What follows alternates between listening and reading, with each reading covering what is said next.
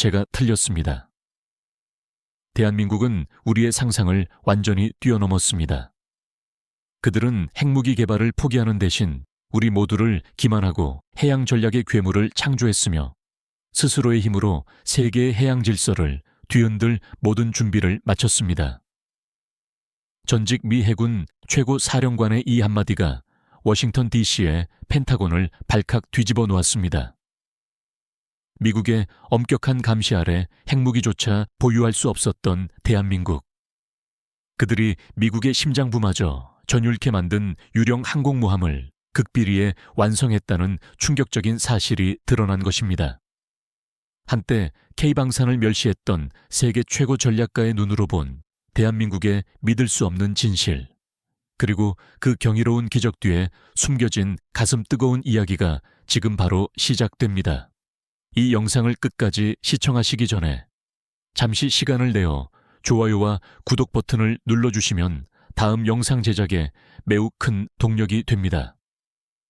그럼 오늘 사연의 본문을 시작하겠습니다. 제 이름은 제임스 맥나마라.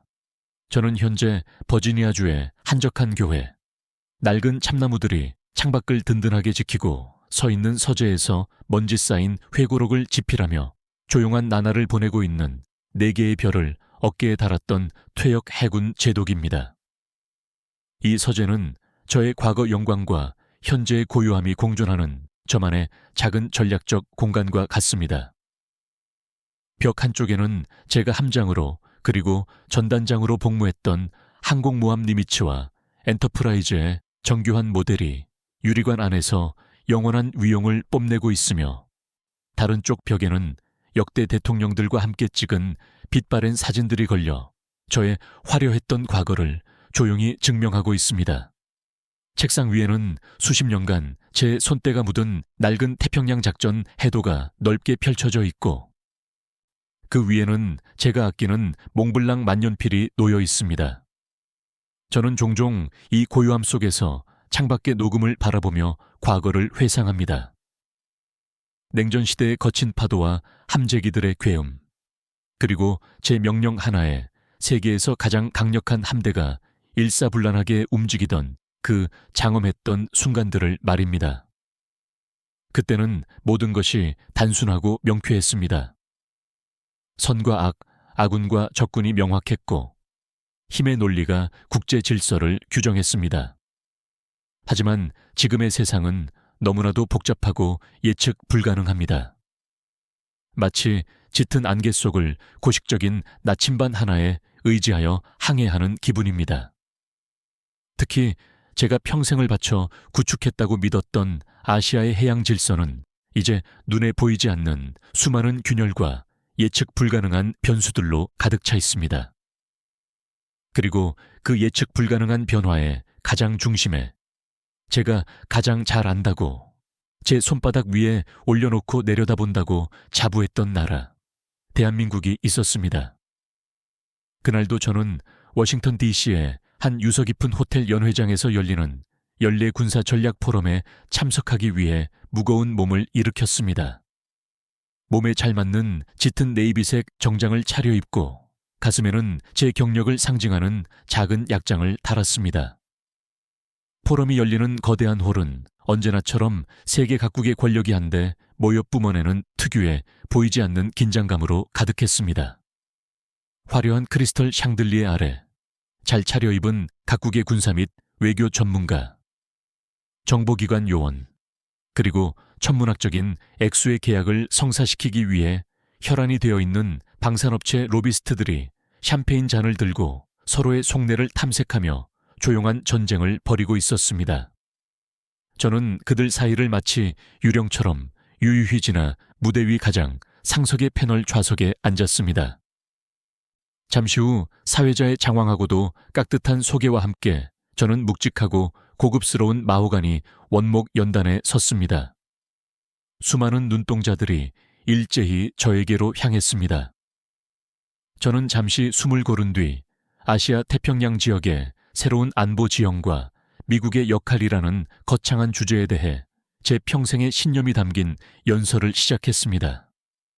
존경하는 내외 귀빈 여러분, 그리고 오늘 이 자리에 함께하신 존경하는 동료 전략가 여러분. 오늘 저는 여러분과 함께 아시아의 미래, 그리고 그 미래를 만들어갈 우리 모두의 역할에 대해 이야기하고자 합니다.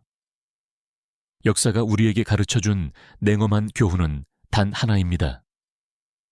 국제사회의 평화는 선이나 조약 같은 뜬구름 잡는 언어 위에서 유지되는 것이 아니라 오직 압도적이고 실제하는 힘, 즉 바다를 지배하는 힘 위에서만 유지된다는 것입니다. 특히 삼면이 바다로 둘러싸인 아시아 대륙의 평화와 번영은 곧 이 바다의 항로를 누가 안정적으로 관리하고 통제하느냐에 달려 있습니다. 그리고 그 억제력의 심장이자 정수, 이 지역의 안정과 균형을 유지하는 거대한 중심추는 바로 미 해군의 항공모함 전단입니다. 항공모함이라는 움직이는 군사기지이자 국가 그 자체인 거대한 전략 자산을 건조하고 안정적으로 운영하며 그 힘을 전 세계 어느 곳에든 정확하게 투사할 수 있는 국가는 유감스럽지만 오직 우리 미합 중국뿐입니다. 이것은 자만이 아니라 지난 70여 년간 수많은 전쟁과 위기 속에서 증명된 냉엄한 현실입니다. 따라서 우리의 훌륭한 동맹국들은 우리의 강력하고 신뢰할 수 있는 해양 우산 아래에서 우리와 긴밀히 협력하며 각자의 지정학적 위치와 경제적, 군사적 역량에 맞는 역할을 충실히 수행하는 것이 모두의 평화와 번영을 위한 가장 효율적이고 현명한 길이라고 저는 감히 단언하는 바입니다. 제 목소리에는 수십 년간 다져진 경험에서 우러나온 추호의 의심도 없는 확신이 담겨 있었습니다. 연설의 요지는 명확했습니다. 질서는 미국이 만들고 동맹은 그 질서 안에서 자신의 역할을 다하면 된다는 것. 장내는 조용했고 대부분의 청중들은 제 말의 권위와 논리에 압도된 듯 조용히 고개를 끄덕이는 듯 보였습니다. 힘의 논리에 대한 명쾌하고도 거침없는 설명. 그것이 바로 제가 평생을 바쳐 지켜온 신념이었으니까요. 모든 것이 제 예상대로 제 통제 아래 완벽하게 흘러가고 있다고 생각한 바로 그때였습니다. 앞자리에 앉아있던 젊은 동양인 남자가 예의 바르게 손을 들었습니다. 아주 말쑥하고 비싸 보이는 맞춤 정장 차림에 지성미가 흐르는 안경 너머로 보이는 눈빛은 뱀처럼 차갑고 날카로웠습니다. 그는 최근 워싱턴 정가에서 가장 떠오르는 스타이자 중국 국영방산 싱크탱크 소속의 수석 분석가 왕 레이였습니다. 맥나마라 제독님의 깊고 권위 있는 고견에 깊은 감명을 받았습니다. 제독님의 연설을 듣고 나니 마치 짙은 안개 속에서 환한 등대를 만난 듯 아시아의 미래가 명확하게 보이는 것 같습니다. 왕 레이는 지극히 정중하고 겸손한 말투로 저를 한껏 치켜 세웠습니다. 하지만 그의 입계는 아주 옅고 교묘한 비웃음이 독처럼 번지고 있었습니다. 그는 먼저 저를 칭찬하며 제 경계심을 무너뜨린 뒤 그의 진짜 목표물을 향해 날카로운 화살을 겨누었습니다. 하지만 한 가지 우려스러운 점이 있어 제독님의 고견을 여쭙고 싶습니다. 최근 제독님의 가장 충실한 동맹국인 대한민국이 드론 항공모함이라는 마치 아마추어 SF 작가의 상상 속에서나 나올 법한 허황된 계획을 발표했습니다. 물론 그들의 자주국방을 향한 뜨거운 의지는 존중합니다만 이것은 분수에도 맞지 않는 과욕이라는 생각은 들지 않으시는지요? 얼마 전 서방의 한 유력 군사 전문지에서도 한국의 방위산업은 미국의 기술 지원 없이는 속빈 강정일 뿐이며 그들의 성공은 미국이 베푼 관대한 기술 이전 덕분이라는 냉정한 평가를 내린 바 있습니다. 전투기 엔진의 핵심 부품 하나, 이지스 구축함의 레이더 시스템 하나도 미국의 승인 없이는 만들 수 없는 나라가 해군 전략의 정점이자 신의 영역이라고 불리는 항공모함이라니요. 이것은 동맹국의 본분을 망각한 위험하고도 어쩌면 이 자리에 계신 모든 전문가들 앞에서 스스로를 우스꽝스럽게 만드는 일이 아닐까요? 그의 질문이 끝나자 장내 곳곳에서 더 이상 참지 못하겠다는 듯 피식피식하는 웃음소리가 터져 나왔습니다. 왕 레이의 질문은 아주 교묘하고 악의적이었습니다. 그는 한국의 기술력을 대놓고 폄하하면서 동시에 저와 미국을 향해 너희는 너희에게 전적으로 의존하는 동맹국 관리도 제대로 못하느냐는 식의 비난을 교묘하게 숨겨두고 있었습니다. 저를 시험하고 있는 것이 분명했습니다. 저는 잠시 그를 차가운 눈으로 바라보다가 이내 수십 년간 다져온 노련한 정치인처럼 부드럽고 여유로운 미소를 지으며 마이크를 고쳐 잡았습니다. 왕 분석관의 질문은 아주 날카롭고 시의적절하군요. 일리가 있습니다. 하지만 망상이라거나 우스꽝스럽다는 표현은 이 자리에 어울리지 않게 조금 과한 것 같습니다. 그저 실현 불가능한 원대한 꿈이라고 해두는 것이 외교적으로 좋겠습니다. 동맹국의 자주국방을 향한 노력과 열정은 당연히 존중받아야 마땅합니다. 그러나 여러분, 항공모함은 완전히 다른 차원의 이야기입니다. 그것은 한 나라의 중공업, 전자, 정보통신, 소재과학 등 눈에 보이는 모든 산업 기술력과 수십 년에 걸쳐 축적된 눈에 보이지 않는 운용 노하우가 한 곳에 집약된 궁극의 결정체입니다. 천문학적인 예산은 차치하고서라도 수십 년에 걸친 운용 노하우와 숙련된 승조원, 그리고 단 한 명을 양성하는데 수백만 달러가 들어가는 함재기 조종사들을 양성하는 복잡한 시스템이 없다면 그 비싼 항공모함은 그저 적에 대한 미사일 표적이 되기 딱 좋은 바다 위에 떠 있는 거대한 고철 덩어리에 불과합니다. 한국의 뜨거운 열정은 저도 충분히 이해하고 높이 평가합니다. 하지만 현실의 벽은 그들의 순수한 애국심만으로는 결코 넘어설 수 없을 만큼 높고 단단합니다. 아마도 그들의 계획은 그저 계획으로 끝나거나 혹은 아주 작고 상징적인 무언가를 만드는 선에서 조용히 마무리될 가능성이 매우 높습니다. 제 대답은 외교적으로 완벽에 가까웠습니다. 동맹국을 존중하는 듯한 모양새를 취하면서도 결국 한국의 시도는 현실성 없는 몽상에 불과하다는 결론을 명확히 내린 것이니까요. 더 이상의 논쟁은 불필요하다는 저의 단호하고도 연륜 있는 태도에 왕 레이는 아주 만족했다는 듯 고개를 끄덕이며 자리에 앉았습니다. 포럼의 소란스러웠던 분위기는 다시 제 통제 아래로 돌아왔습니다. 저는 제 노련함과 흔들림 없는 연륜에 스스로 만족하며 준비된 연설을 무사히 마무리했습니다. 포럼이 끝나고 로비에서 몇몇 유럽 국가의 대사들, 그리고 록히드 마틴이나 보잉 같은 거대 방산업체 관계자들과 가벼운 인사를 나누고 있을 때였습니다. 누군가 제게 다가와 조용하고 절도 있는 동작으로 경례를 붙였습니다. 탄탄한 체격에 반듯하고 성실해 보이는 인상. 그는 한때 제 휘하의 항모 전단에서 가장 뛰어나고 총명했던 정보 분석 장교 중 한 명이었던 이준호 중령, 자랑스러운 한국계 미 해군 중령이었습니다. 제동님, 오랜만에 뵙습니다. 오늘 연설도 여전히 압도적이었습니다. 한치의 흔들림도 없으신 모습에 깊은 감명을 받았습니다. 오, 이 중령, 정말 오랜만이군. 그래, 요즘은 어디서 근무하나? 자네 같은 인재는 국방정보국 같은 곳에서 더 큰 일을 해야 하는데. 맞습니다, 제동님. 운이 좋게도 현재 국방정보국 동아시아 분석실에서 근무하고 있습니다. 그런데 제동님, 혹시 잠시 시간을 내어주실 수 있겠습니까?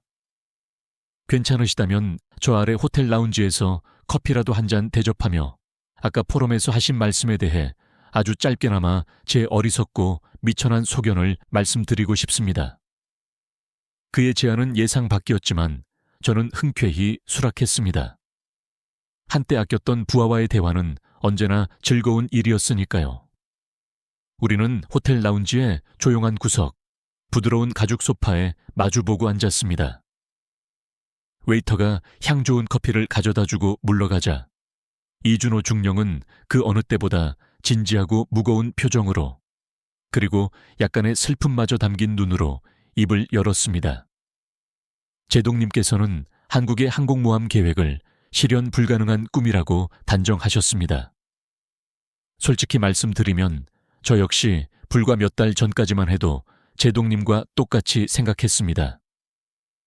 한국에 계신 제 부모님과 친척들조차도 그것은 허황된 꿈이라고, 나라의 귀중한 예산을 낭비하는 짓이라고 혀를 차며 말씀하셨으니까요. 하지만 제동님, 한국이 왜 갑자기 그토록 무모하고 비현실적으로 보이는 도전을 시작했는지, 그 깊고도 슬픈 배경에 대해서는 혹시 들어보신 적이 있으십니까? 그의 예상치 못한 질문에 저는 잠시 할 말을 잃었습니다. 슬픈 배경이라니? K방산의 성공에 한껏 도취된 나머지 자신들의 역량을 과대평가하며 벌이는 위험하고도 오만한 도박이 아니었단 말인가? 제동님, 한국은 지난 수십 년간 자신들의 생존을 위한 최소한의 억제력, 즉 핵무기 개발을 피눈물을 흘리며 간절히 원했습니다. 하지만 번번이 가장 가깝고 믿었던 동맹인 우리 미합 중국의 강력한 반대로 인해 그 꿈을 접어야만 했습니다.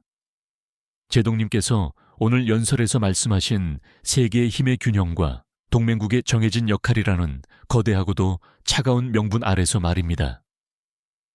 그들은 자신들의 수도 서울이 단 몇 분 안에 불바다가 될지도 모르는 끔찍한 위협 속에서 자신들의 운명을 스스로 결정할 수 있는 가장 강력하고 확실한 카드를 동맹과의 깨트릴 수 없는 신의를 위해 스스로 포기해야만 했습니다.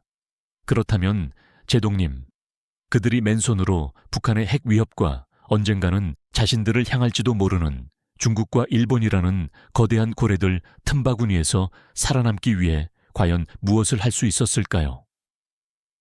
이준호 중령의 눈빛은 그가 미 해군 장교라는 사실을 잊게 할 만큼 깊고 뜨거웠습니다. 그 안에는 동맹국인 미국에 대한 존경심과 함께 자신의 조국에 대한 슬픔과 분노, 그리고 무언가 알 수 없는 뜨거운 자부심이 화산처럼 뒤섞여 끓어오르고 있었습니다. 그는 잠시 말을 멈추고 제 눈을 똑바로 바라보며 말을 이었습니다. 제동님, 한국인에게 자주국방이라는 네 글자는 그냥 교과서에 나오는 흔한 구호가 아닙니다. 그것은 지난 수백 수천 년간 외세의 침략에 시달리며 자신들의 운명을 단 한 번도 스스로 결정하지 못했던 그들의 피 속에 흐르는 깊고도 서러운 한입니다. 그들은 핵을 가질 수 없게 되자 완전히 다른 길을 찾기 시작했습니다. 아무도 가보지 않은 길, 어쩌면 우리 미 해군의 전통적인 군사 교리로는 상상조차 할 수 없는 방식으로 스스로를 지킬 방법을 말입니다. 최근 부산에서 열렸던 국제 해양방위산업전 마덱스, MRDX, 헌침이세는 그 거대한 계획의 시작을 알리는 아주 작은 신호탄에 불과합니다. 그들이 그곳에서 보여준 것은 빙산의 일각 중에서도 가장 작은 조각일 뿐입니다. 제동님, 부디 부탁드립니다. 한국을 과거의 잣대로만, 우리가 제공하는 무기를 그저 감사히 받았던 수동적인 나라로만 판단하지 말아 주십시오. 어쩌면 그들은 더 이상 우리가 아니면 안 되는 나라가 아니라 우리 없이도 살아남을 방법을 찾아낸 나라일지도 모릅니다. 그 말을 마친 이준호 중령은 차잔에 거의 손도 대지 않은 차에 자리에서 일어났습니다. 그리고 제게 짧고 강렬한 경례를 끝으로 다시 인파 속으로 말없이 사라졌습니다. 저는 한동안 그가 남기고 간 온기 없는 차장과 그의 마지막 말을 되새기며 멍하니 앉아 있었습니다. 그의 마지막 말, 우리 없이도 살아남을 방법을 찾아낸 나라일지도 모릅니다. 라는 그 한마디가 마치 거대한 망치처럼 제 머리를 강하게 내리쳤습니다. 하지만 저는 이내 고개를 저었습니다. 조국의 현실에 지나치게 감상적으로 몰입한 젊은 장교의 칙이 어린 애국심일 뿐이라고. 수십 년간 세계의 바다를 지배해온 나의 통찰력과 경험이 나의 냉철한 이성이 틀릴 리 없다고 스스로를 다독였습니다.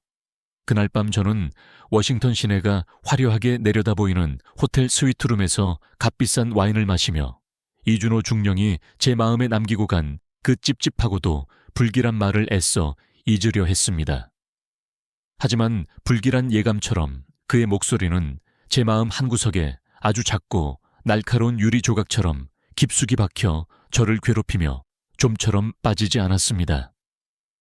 그렇게 며칠이 지나고 저는 포럼에서의 일을 거의 잊어가고 있었습니다.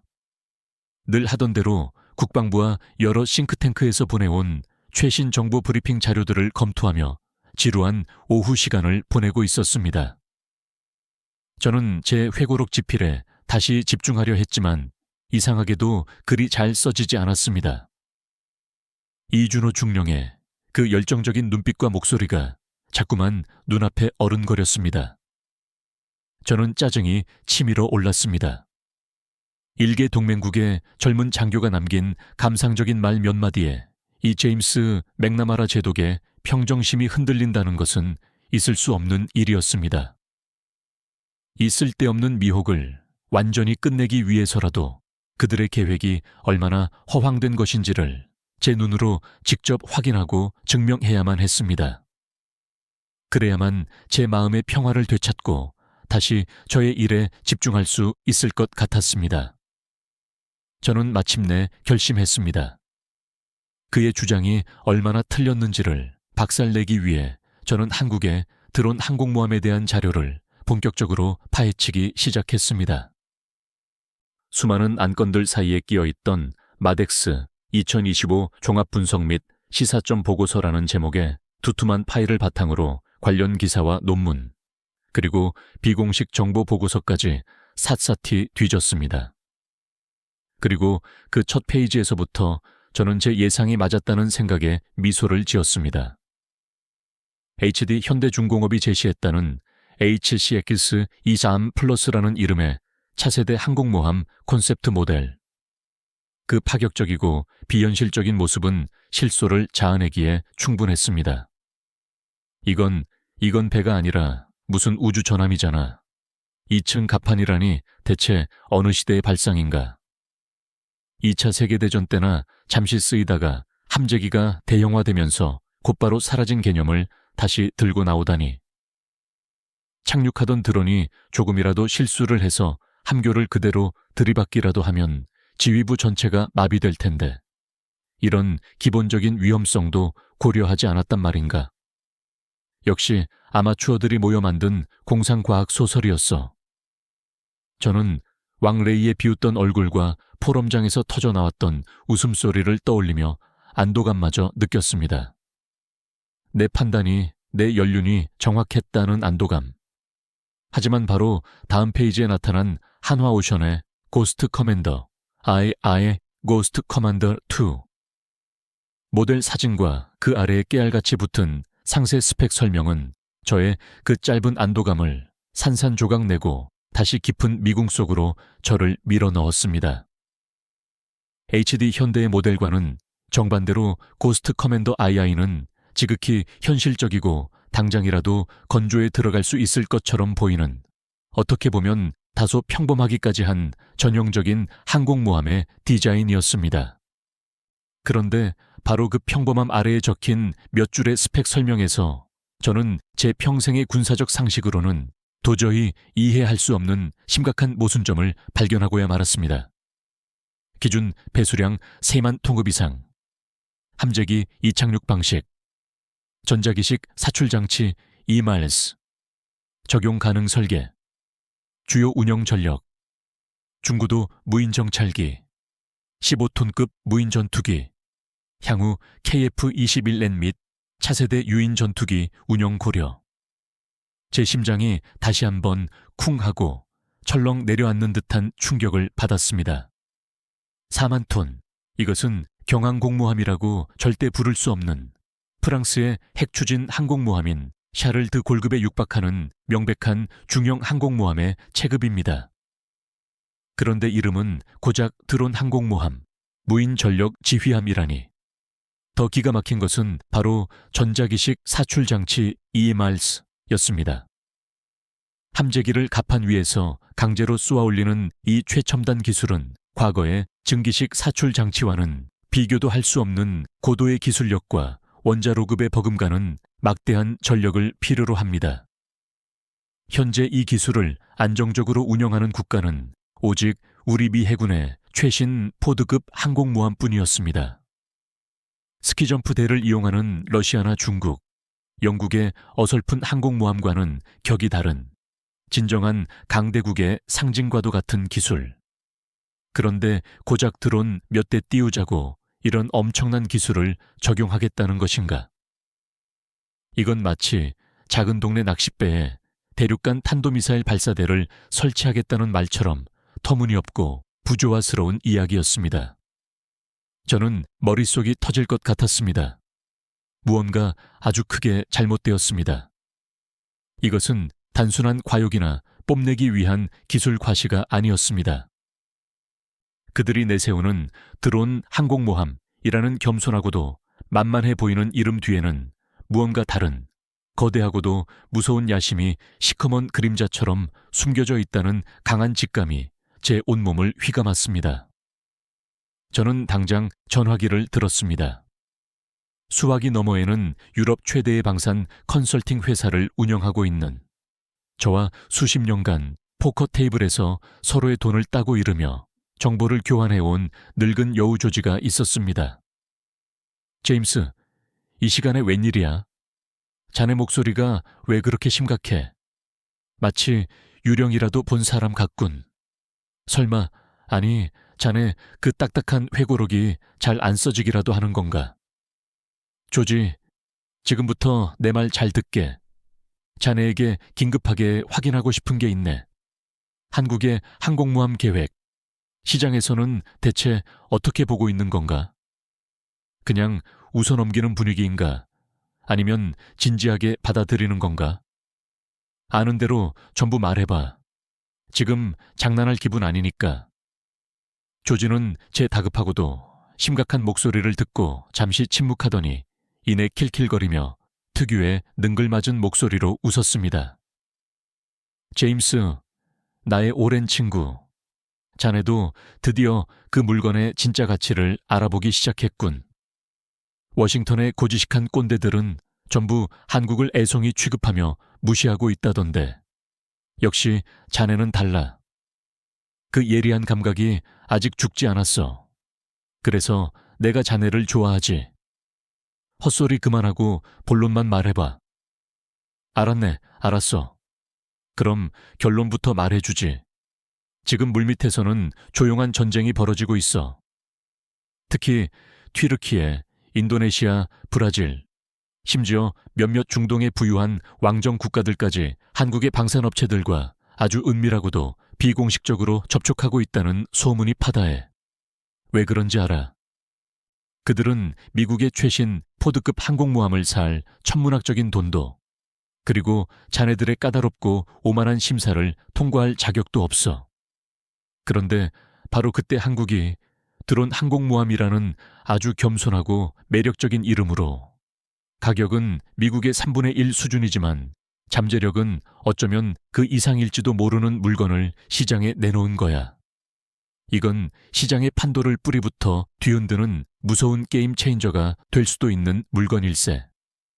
자네들 미국이 지난 70년간 독점해온 항공모함 시장이라는 거대한 황금파이에 한국이 아주 영리하고도 대담하게 도전장을 내민 거지. 그리고 더 재밌는 건 뭔지 알아? 그들은 항공모함만 파는 게 아니야.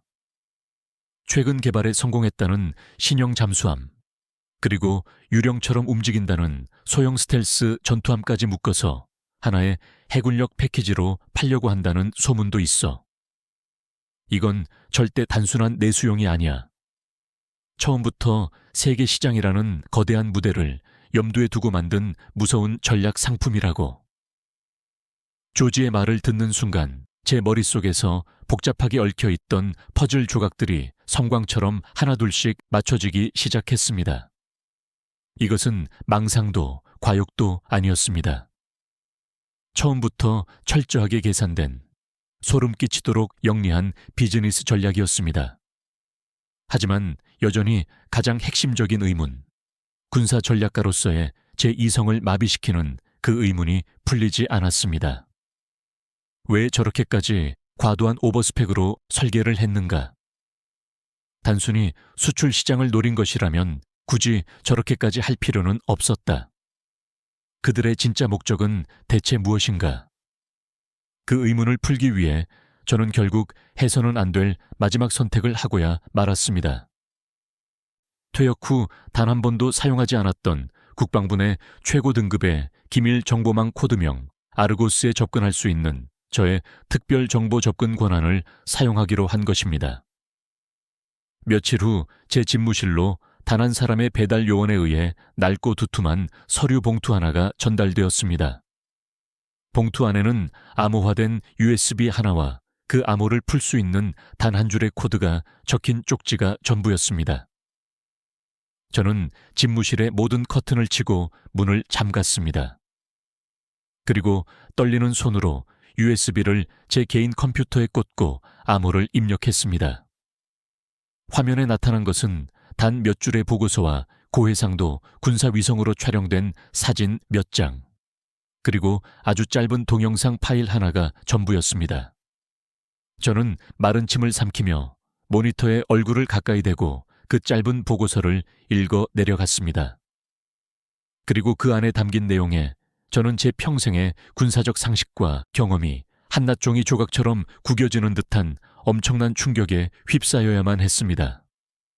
보고서 제목: 대한민국 국방과학연구소의 K-2- 개발 동향 최종 분석 요약. 대한민국 경상남도 남해안 일대의 한 비밀 해상 실험장에서 한국이 독자적으로 개발한 전자기식 사출장치 시제품의 플랫폼 기반 최종 사출 테스트가 성공적으로 완료됨.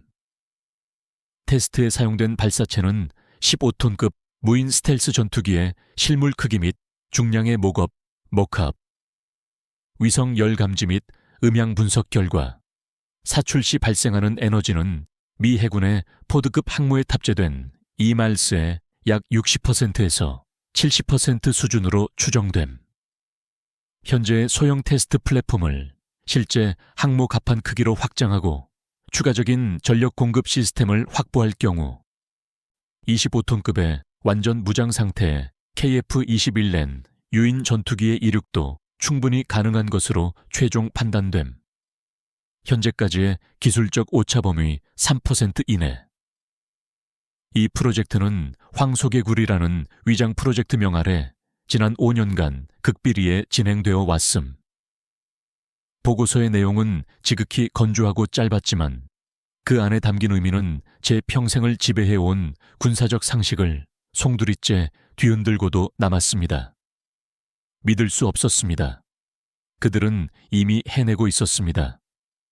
우리가 불가능하다고, 수십 년의 노하우와 시행착오가 축적되어야만 가능하다고 장담했던 바로 그 기술을 그들만의 방식으로, 그것도 세계 최고의 정보망을 가진 우리의 눈과 귀를 완벽하게 속이고 극비리에 개발하고 있었던 것입니다. 15톤급 무인 스텔스 전투기. 그것은 단순한 정찰용 드론이 아니었습니다. 적의 레이더망을 유령처럼 뚫고 들어가 적의 함대나 지휘부를 직접 타격할 수 있는 사실상의 스텔스 함재 공격기였습니다. 그리고 더 무섭고 소름 끼치는 사실은 이 사출 장치가 약간의 개량과 출력 증강만 거치면 완전 무장 상태의 유인 전투기인 KF-11KB 버전까지 항공모함 갑판 위에서 2초 안에 쏘아 올릴 수 있다는 점이었습니다. 저는 떨리는 손으로 동영상 파일을 클릭했습니다. 거대한 해상 크레인 옆에 설치된 80m 남짓되어 보이는 아주 짧은 레일. 그 위에서 FA 올 슈퍼 호넷과 유사하게 생긴 검은색의 모겁 전투기가 놓여 있었습니다. 잠시 후 카운트다운 소리가 들리는가 싶더니 슝 하는 날카로운 파열음과 함께 모겁 전투기가 하얀 증기를 격렬하게 뿜으며 눈 깜짝할 사이에 레일 끝으로 사라졌습니다. 그것은 단순한 기술 테스트 영상이 아니었습니다. 그것은 우리는 더 이상 너희의 허락이나 승인을 구하지 않겠다.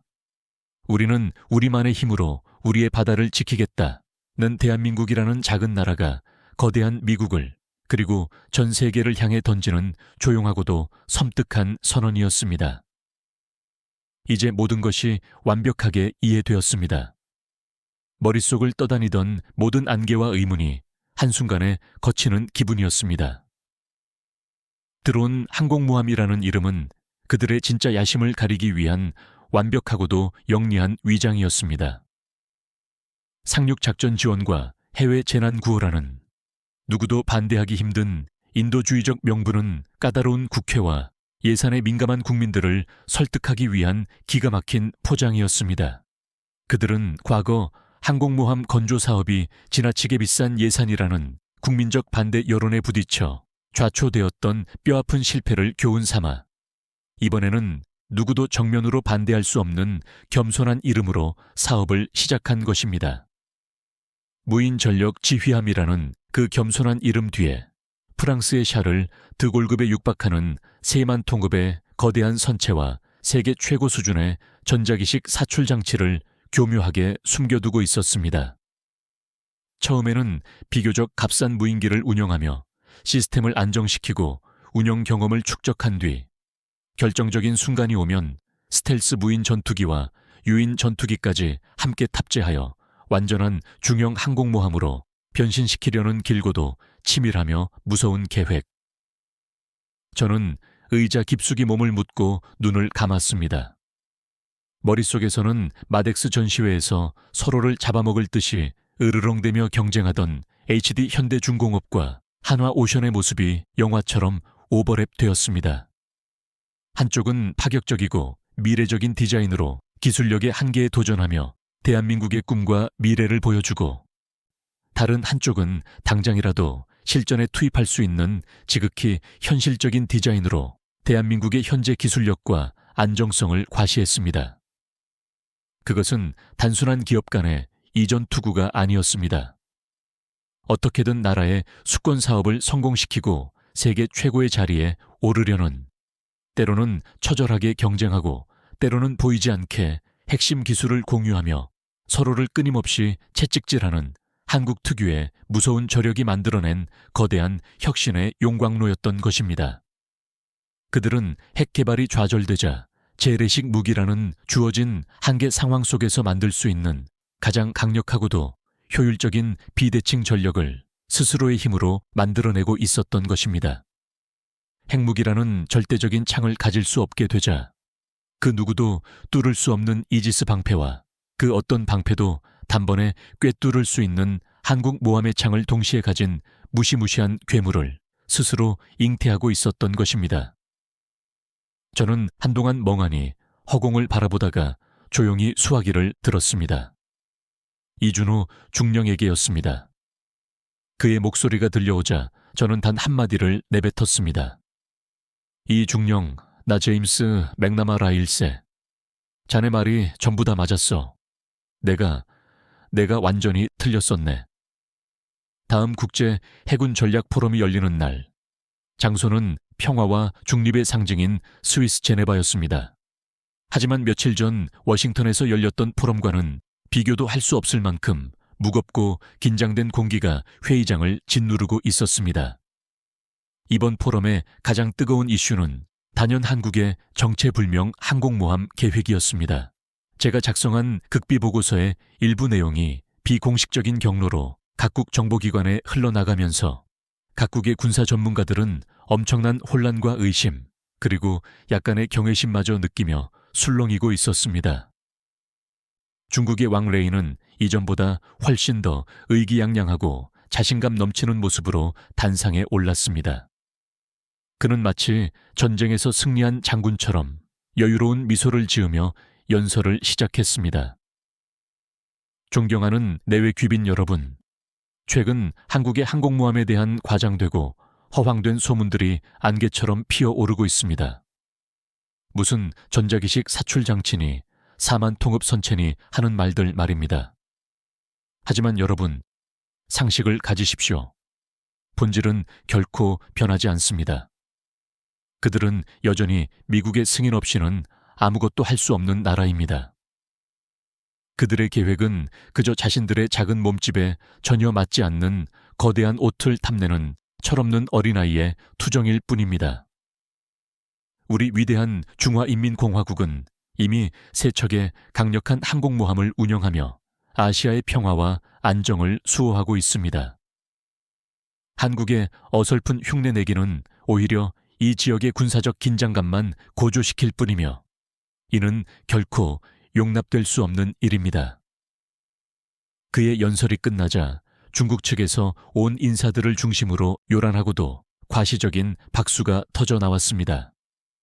하지만 다른 나라 전문가들은 여전히 뱀처럼 차갑고도 날카로운 의심의 눈초리를 거두지 못한 채 무거운 침묵을 지키고 있었습니다. 사회자가 다음 연설자로 저를 호명했습니다. 저는 천천히, 아주 천천히 단상으로 걸어 나갔습니다. 그 짧은 순간 회의장은 물이라도 끼얹은 듯 완벽한 정적에 휩싸였습니다. 모두가 제 입에서 과연 무슨 말이 나올지, 제가 왕레이의 주장에 동조하며 한국을 다시 한번 깎아내릴 것인지, 아니면 그 소문들을 확인해 줄 것인지 숨을 죽이고 지켜보고 있었습니다. 저는 마이크 앞에 서서 잠시 청중석을 둘러보았습니다. 그리고 가장 먼저 의기양양하게 저를 바라보고 있는 왕레이를 똑바로 바라보며 제 첫 마디를 꺼냈습니다. 제가 틀렸습니다. 장내가 술렁이기 시작했습니다. 그 누구도, 심지어 저 자신조차도 예상하지 못했던 충격적인 첫마디. 저는 말을 이었습니다. 지난 워싱턴 포럼에서 저는 한국의 항공모함 계획을 실현 불가능한 꿈이라고, 어린아이의 투정이라고 폄하하고 무시했습니다. 오늘 이 자리에서 저는 제 그 발언이 얼마나 크고 깊은 오만과 무지, 그리고 편견에서 비롯된 것이었는지를 전 세계 전문가들 앞에서 고백하고 사죄해야겠습니다. 저는 잠시 숨을 골랐습니다. 그리고 제 목소리에 제 평생의 신념과 경험, 그리고 새로 얻게 된 깊은 경외심을 모두 담아 외쳤습니다. 여러분, 우리는 지난 수십 년간 동맹이라는 이름 아래, 그리고 세계 평화라는 거대한 명분 아래 한국의 손과 발을 묶어왔습니다. 우리는 그들에게 핵무기라는 스스로를 지킬 수 있는 가장 강력하고 확실한 창을 쥐어주지 않았습니다. 우리는 그것이 아시아의 평화를 위한 최선의 길이라고 굳게 믿었습니다. 하지만 그 결과가 무엇이었는지 아십니까? 손에 쥘 창을 빼앗긴 그들은 깊고 어두운 절망 속에서 우리 모두의 예상을, 그리고 상식을 뛰어넘는 방식으로 스스로 신의 무기를 만들어내고야 말았습니다. 여러분들이 지금 보고 있는 한국의 항공모함은 단순히 쇠를 깎고 용접하여 만든 배 한 척이 아닙니다. 그것은 핵 개발이 좌절된 한 국가가 자신들의 운명을 다른 누구도 아닌 바로 그들 스스로의 손으로 개척하기 위해 피와 땀과 눈물로 빚어낸 국가적 의지의 위대한 결정체입니다. 우리는 그들이 우리가 만들어 놓은 좁은 틀 안에 얌전히 갇혀 있을 것이라 생각했지만 그들은 그 틀 자체를 부수고 완전히 새로운 판을 짜버렸습니다. 저는 연단 옆에 거대한 스크린에 나란히 떠있는 한화오션의 고스트 커맨더 II와 HD 현대중공업의 HCX23 플러스의 사진을 손으로 가리켰습니다. 저 두 개의 경이로운 모델을 보십시오. 하나는 지극히 현실적으로 당장의 전력을 이야기하고, 다른 하나는 불가능에 가까울 만큼 미래적으로 우리의 상상력에 도전합니다. 이것이 바로 지금의 대한민국입니다. 현실의 굳건히 발을 딛고 서 있으면서도 동시에 그 누구도 상상하지 못하는 불가능한 미래에 과감히 도전하는 나라. 이 위대하고도 치열한 경쟁 속에서 그들은 결국 세계를 놀라게 할 최적의 해답을 그들만의 방식으로 찾아낼 것입니다. 그들은 이 항공모함을 완벽한 트로이 목마로 만들었습니다. 세계를 향해서는 값싸고 위협적이지 않은 무인함이라는 순한 목말을 보여줬지만 그 안에는 완전한 중형 항공모함의 심장과 영혼을, 그리고 전자기식 사출장치라는 무섭고도 날카로운 발톱을 숨겨두었습니다. 유사시 이 거대한 목마의 문이 열리는 순간 그 안에서 쏟아져 나올 무인 스텔스 전투기들과 KF-21 편대는 동아시아의 그 어떤 거대한 함대라도 순식간에 무력화시킬 수 있는 세상에서 가장 날카롭고 효율적이며 치명적인 비수가 될 것입니다. 장내는 완벽한 정적에 휩싸였습니다. 모두가 충격과 경외가 뒤섞인 눈으로 스크린의 사진과 저를 번갈아 바라보고 있었습니다. 왕 레이의 얼굴은 조금의 핏기도 없이 새하얗게 질려 있었고 그의 입은 무언가 반박이라도 하려는 듯 몇 번이고 달싹거렸지만 결국 아무런 소리도 내지 못했습니다. 특히 일본과 동남아시아 국가들의 군 관계자들의 눈빛은 공포와 경악, 그리고 약간의 희망과 부러움까지 뒤섞여 복잡하게 흔들리고 있었습니다. 그들은 자신들의 안보 전략 전체를 이제 원점에서부터 완전히 다시 검토해야 한다는 사실을 깨달은 듯 보였습니다. 저는 제 연설의 마지막을 준비했습니다. 저의 진심을 담은 마지막 한마디. 우리는 한국을 얕보았습니다. 우리는 그들을 우리의 보호가 필요한, 아직 다 성장하지 못한 동생 나라라고만 생각했습니다. 하지만 그들은 시련 속에서 더 단단해지고 고난 속에서 더 강해지는 무서운 민족이었습니다. 이것은 단순한 무기 개발 쇼가 아닙니다. 이것은 재래식 무기라는 주어진 한계 안에서 만들 수 있는 가장 완벽하고 가장 효율적이며 가장 치명적인 비대칭 전략의 완성입니다. 이제 우리 모두는 인정해야만 합니다.